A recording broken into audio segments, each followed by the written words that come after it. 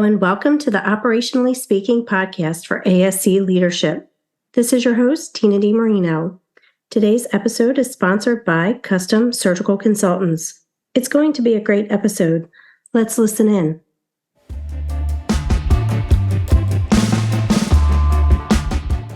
Hello, everyone, and welcome to Operationally Speaking. I have Matt Zinder here today. He's going to talk about provider wellness. Matt Zinder, would you mind telling us a little bit about yourself and your symposium? Absolutely. Hello, Tina. Thank you so much for having me today. I really do appreciate it. I'm Matt Zinder. I've been an advanced practice nurse specializing in anesthesia, specifically CRNA, Certified Registered Nurse Anesthetist. I've been one of those for 20 years. I've been in healthcare for about 30 years, between being an RN or an EMT. I've been in it for a while. Most recently, probably within the last 5 or 6 years of this medical career, I have entered education, adjunct at 3 universities: University of Wisconsin, Thomas Jefferson University, and Georgetown University, all anesthesia training programs, and have been on the medical conference lecture circuit for about 13, 14 years now, talking about many different topics within, the clinical setting, anesthesia, business of anesthesia, business of medicine, and then most recently, healthcare provider, health and wellness. Co-founder of the Provider Wellness Symposium. This is a national conference that was created by myself and my co-founder, Rodrigo Garcia, to address a culture problem that exists in healthcare, and that is to train and to ingrain a belief in healthcare providers that we should only take care of others and not ourselves, which to me is a huge hypocrisy, because we are experts in health and wellness, anatomy, physiology, and medicine, and all the above, but we are taught to only apply that information to others. And that has never been more evident than in the current state of affairs, which is a result of the last 3 years of everything that we have gone through. We are now seeing people leave the profession in droves because of all of the above, again, burnout, PTSD, compassion fatigue, all the catchphrases. And then, God forbid, the pinnacle of the worst being, again, PTSD and substance use disorder, and God forbid, suicide. So this is all one of the reasons that all of this has come to a head is the fact that we have always been led to believe that we should not take care of ourselves, only others. So that's where this event was born. We believe that we should be empowering healthcare providers to do quite the opposite, apply all of this knowledge and expertise to ourselves, so then we can be better providers for our patients. So this event, again, it's a national meeting. It is a medical conference, so it does offer continuing education credits to nurses and doctors, nurses of all specialties, and physicians of all specialties.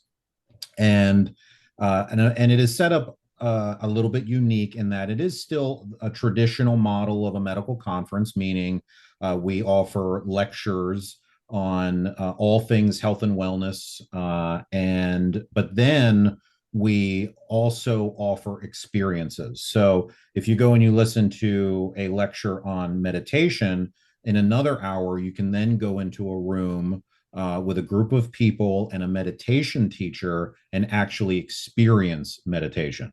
So one room meditation, one room hypnosis, one room the Wim Hof breathing technique, all those types of things. So not only do you get to learn about these different interventions and ideas, but you also get to have, leaving, having experienced them.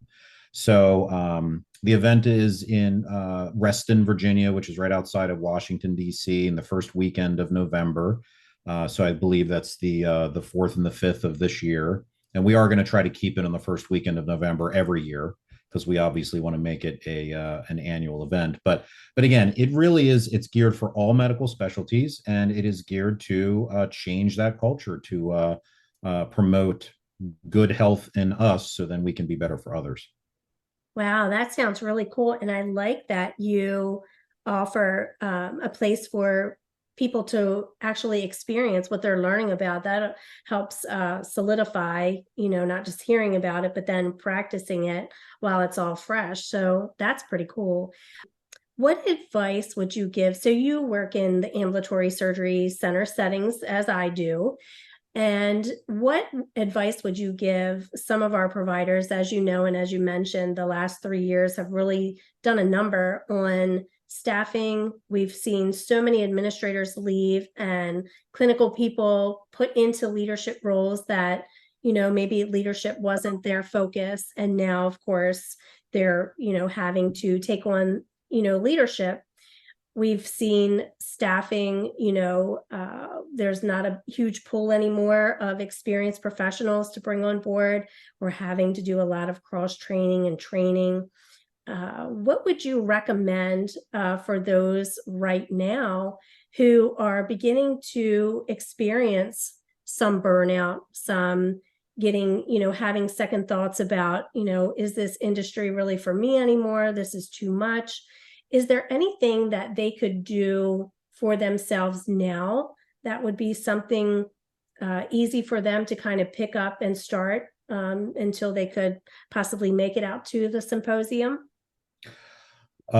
Yes, definitely. It starts with being overly simplistic, which is do the opposite of what you've been taught about only taking care of others and not yourself. So in other words, you have to go against that grain, because it is all about self-care. The only way that this can be improved is if we change that culture.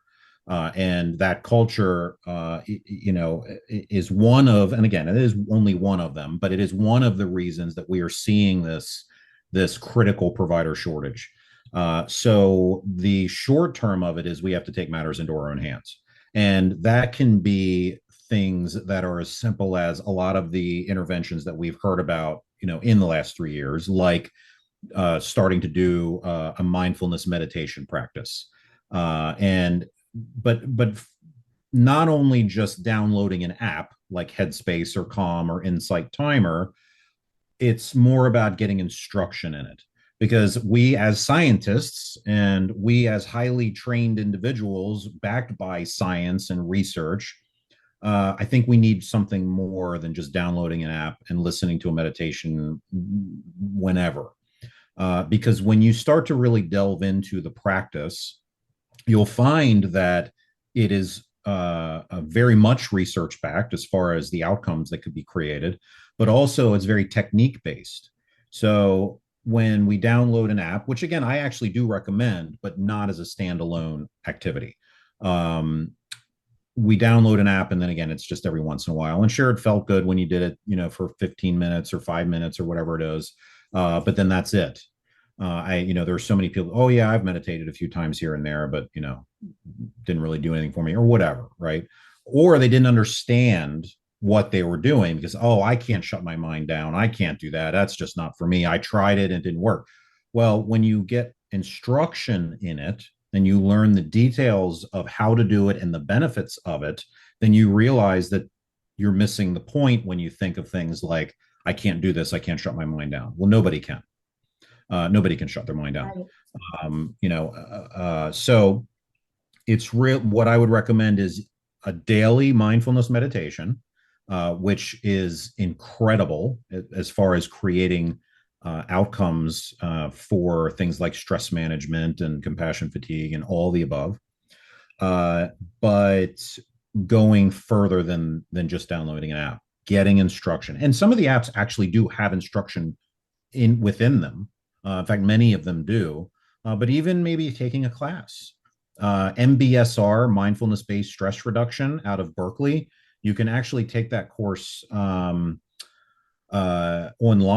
and that is incredible when it comes to the details and the research and the science behind it. In fact, to become an NBSR instructor takes years, as opposed to, again, taking 5 minutes and sitting down with an app. It's a totally different animal. So to see real outcomes, we have to really put ourselves into the activity. Same can be said for breath work. Breath work is incredible for stress management and health and wellness. And there are many different types of breathing exercises that create different outcomes, like the two ends of the spectrum, which would be the Wim Hof method, like I'd mentioned before, that will be at the symposium. The Wim Hof method is actually an intentional induction of the sympathetic response, which is basically intentionally stressing ourselves, but maintaining control over it. It's like exercise, getting on a treadmill, but we do it with breath work. And then, of course, you have chemical changes.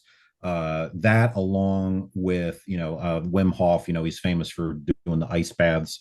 So if you do the entire coursework and get trained and you do all of the interventions and you do them daily, which is a chore because it does take time. And who wants to plunge into an ice bath for you know you know 60 to 180 seconds every single day? But if you truly follow the method, research shows you'll never get sick again. Like, it's that profound. To the other end of the spectrum, where there are many different types of breathing exercises that will calm you down. And there's devices that you can use now. There's something called the switch device that there's just this little metal tube that you exhale through that creates a 7-second exhalation in an adult. So there's all kinds of these interventions, but you have to get training in them, get interested in learning the research behind them and the research behind the outcomes, and then actually engaging in them daily. And that's very important. And I tell, I teach a lot of this stuff to anesthesia residents, and I tell them to make it part of their curriculum. It's that important. If you make it a part of your curriculum, part of your study, then you'll see it has to be that high of a priority. Then you'll see the outcomes, because it really should be done that often. So step one is to take matters into your own hands, become interested in it. And step two is to get training in it and look at the research, read the research. And then step three is to engage in it daily. So that's all three of those are very, very important. But when you do that, and I've experienced this myself, obviously, because I do practice what I preach, the results can be life changing. And I've seen it in myself, and I've seen it in the people that I train. Wow, that's really cool. I can relate with downloading like the Calm app. I've done that. And you're right. You look at the app, maybe you might even pay for it, but everything that's a step more, of course, in an app based thing, you have to pay for. You do it a couple of times and then it falls by the wayside. 100%. And I tell people this all the time. When it comes to mindfulness meditation, the emphasis should be placed upon making it daily over and above how long you do it each day. So they say that if you have 1 minute and you actively meditate for 1 minute, you've meditated that day. Now, generally, I recommend between 5 and 15 minutes a day. If you are a schedule-oriented type of person, definitely do it every single morning, or do it, with the anesthesia residents. I recommend a whole repertoire. Like, I recommend mindfulness meditation, breathing exercises, hypnosis, journaling. So all the tricks come out when it comes to working with people who are about to take their boards, things like that. Sure. But if it's a person who's just trying to turn things around and make themselves, a healthier mentally and physically, because this also affects your physical health, not just your mental health, where you may be stressed out or depressed or all the above again. It really helps everything, but getting into that habit is really more important about how the over and above how long you do it each day.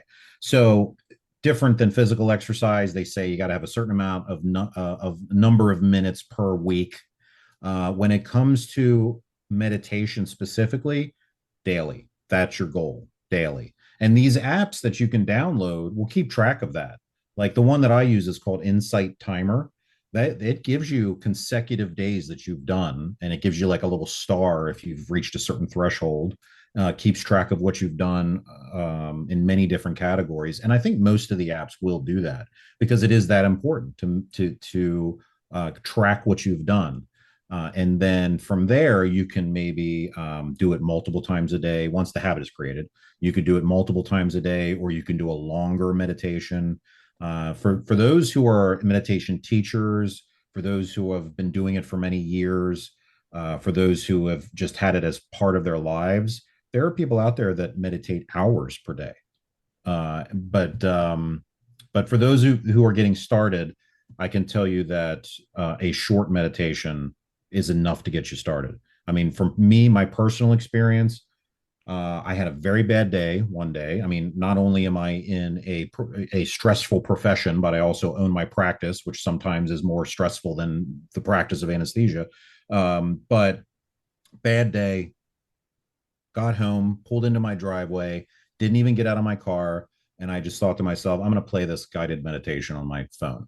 And it was an app called Aura, which gives one free 3 minute guided meditation a day, unless you pay for it, and you obviously get more content.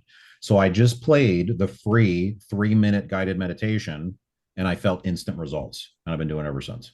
Wow, that's Really awesome. can be that powerful for a person who has never done it before, or even that powerful for a person who's done it but not consistently. If you get into that habit and you make it a daily practice, you really can see profound changes. I can tell you the co-founder of Custom Surgical, he meditates at least 5 times a week, half an hour a day. And he is one of the calmest people you'll ever meet because he Yep. does it, Yep. So thank you for the Insight Timer app. I will definitely check that out. I saw something recently about, and I think it helps meditative, but it's beats or sound, with meditation and things like that. I saw an app that even when you hear the music that they play in the advertisement is calming. Do you Yes. have any thoughts on that as Well, well? there are scores of research on the effects of sound and even music on its effects on our nervous system. And there are certain, as you said, there are certain apps that use beats and certain waves, sound waves that really are shown to activate the parasympathetic nervous system, the calming side of our nervous system. So there are scores of research on that. And again, you could just play a certain piece of music, whether it be like Enya or a certain piece of classical music or the spa type, music, and really feel yourself come down off of stress. So that is definitely another way to do it. And you'll find that a lot of the not all, but a lot of the guided meditations that you'll hear on some of these apps have that music in the background or utilize those sound waves because they do understand the effects that it has, and that's the ultimate goal of the guided meditation, is to bring you down and calm you down. So and you also find that sometimes if you go, and I'll give you an example also. I actually talk about this in my one of my talks, talking about creating certain atmospheres for your patients to keep them calm, keep them in parasympathetic, because parasympathetic is where we are hardwired for self repair. So the last thing you want is a patient who is super anxious, sympathetic firing, fight or flight. It's the worst way for a patient to be if you want them to have good outcomes from your surgery. So what you want is you want to take steps to get your patient calm. Same for us. We are thinking straight. We are thinking clearer. When we are in parasympathetic, calm state. So I was pushing a patient into a surgery or an operating room, and the room was totally unchanged. I'd been at that facility many times before, and getting the patient all ready to go was a general anesthetic for a plastics case. Getting the patient all ready to go, move the patient over to the stretcher, and putting the monitors on, the usual stuff. But I realized I felt different physically, and I couldn't put my finger on at first what it was, other than I feel different. And it was a calm that, in reflection, like as I thought more and more minutes go by, I'm thinking, I feel calm. I just feel a little odd because it wasn't expected. Well, long story short, they were playing spa music in the operating room, and I hadn't even noticed it when I first pushed the patient in the room. So take that situation, that operating room, nothing has changed whatsoever, except one room is playing the spa music. How do you feel? How does the patient feel? How does the rest of the staff feel? You push the patient into the exact same room. Nothing at all has changed except they're playing ACDC. Look at the difference between how you feel, how the staff feels, how the patient feels in those two rooms that are completely unchanged except for what they're playing on the radio. So that's how powerful it is. Right, right. Kind of like when you have a massage and the music is on, Yeah. normally you wouldn't be able to fall asleep if anybody's, near you or touching you a little and whatever. But when the spa music's on like that, you get yourself in such a relaxed state that you fall asleep, or at least I do anyway. Yeah. Yeah, no, that's a good point. So I've been looking at those apps for the sound, thinking, wow, I should download this and try this out, because it does give you just almost like an instant calm, I must say. Is there anything that we can do kind of in the moment as we take ourselves off to the side to maybe bring ourselves more down to a more relaxed state kind of in the moment? Or if we find ourselves, maybe we're having a discussion, with our administrator and we get a little stressed out, is there something that we can do kind of in the moment to bring us back to center so that we can get along a little better in our day? Definitely. And those are the breathing exercises. That is really one of the best exercises or interventions that one can do in the acute moment. And that's across the board, whether it be dealing with a difficult, healthcare situation, whether, in my or our realm, surgery situation, or, at the bedside, whatever it is. Breathing exercises are incredibly effective. Now, again, like I had mentioned before, they're very technique based, and those techniques are based on, what kind of outcome do you want? So obviously, if we are having an issue in the operating room, or we're having an issue bedside, or we're having an issue with a administrator, we're not going to lay on our backs and do a Wim Hof breath work exercise, even though Right. sometimes we would like to We do would that. like to, right? Yes. But the one that I teach the residents and I do myself often is very simple. It's basically just abdominal breathing. So the technique is, what you want to do is, when you take a deep breath, and it's a long, slow, deep breath, when you take that deep breath, you're only going to be feeling your abdomen moving. So you're not going to use your chest, shoulder, and neck muscles to take this deep breath, which is what a lot of people do when they take a breath. So you're only going to feel your abdomen moving when you take this deep breath. It's like, inflating a balloon in your belly, and that's it. And so with that in mind, and a lot of people, like to recommend you put, a hand on your belly and a hand on your chest, and you only want to feel the hand on your belly moving. Um, and then from there, the technique is slow, deep breath, slow, deep abdominal breath in through your nose, hold it, and then let it slowly out through your mouth. Okay. Now, taking that technique and applying it to something that I'm sure many people have heard about, at least in this day and age, and that's box breathing.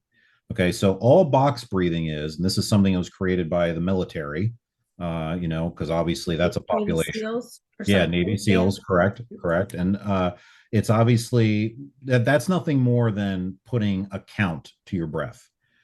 So, for those who don't know, box breathing is, a count: in for 4, hold for 4, out for 4, hold for 4. And that's it.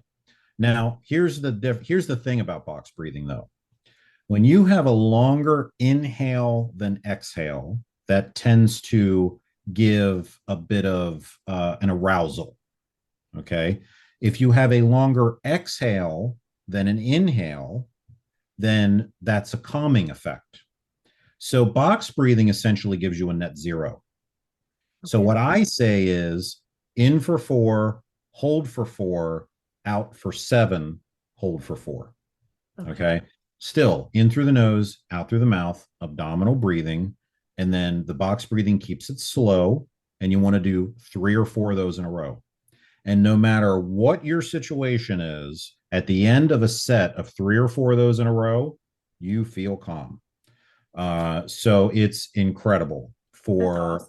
for calming you physically, calming you mentally, and then also getting you to slow down and get focused. Because if we get super stressed out, we may get the blinders on and not see the big picture. It gets us to step back and get away from the blinders, step back from the situation that's creating this blinding effect. It lets us step back, take a moment, calm ourselves physically and mentally, and then re-enter the situation with calm and clarity. So Right. there's so many benefits to doing this. And what I tell people is, again, kind of staying with the theme of meditation, do these breathing exercises daily, whether you need them or not, or whether you think you need them or not, because all of these techniques are tools.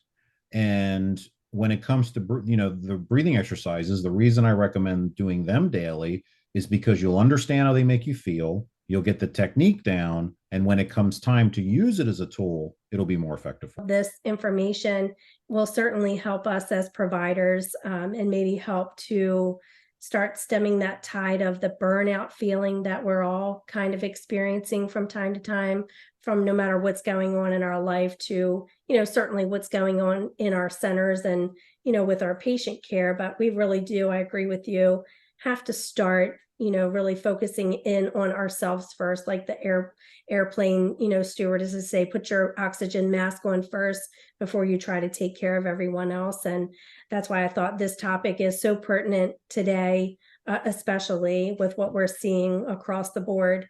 Just before we conclude for today, would you mind just summarizing again about the symposium? Because I'm sure there are going to be a lot of interested people wanting to come and attend.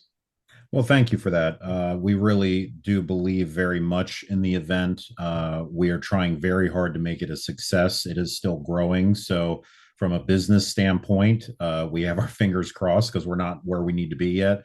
But we also really do believe in the mission and the cause. So, we would really love to see as many people there as possible. And again, this is our second year. And I can tell you the first year was absolutely incredible. And that's how the attendees described it. I know I'm biased, but I promise you, every single person that came by the staff or came by one of us, Rodrigo or myself, knowing that we were the co-founders, literally described it as this is amazing. And it was incredible to hear that and to experience it ourselves. But I can tell you that everyone else that was there felt as impassioned about it as we did. So we really hope to keep this going. But again, it's the Provider Wellness Symposium. It will be in Reston, Virginia, November 4th and 5th. I think that's correct. First weekend of November this year. It is Reston, Virginia is right outside of Washington, D.C. It's literally 5 minutes from their biggest airport, Dulles. And it's a beautiful venue, beautiful hotel, and we have some incredible speakers. And our keynote is Dr. Christine Moutier. She is the medical director of the National Foundation for Suicide Prevention.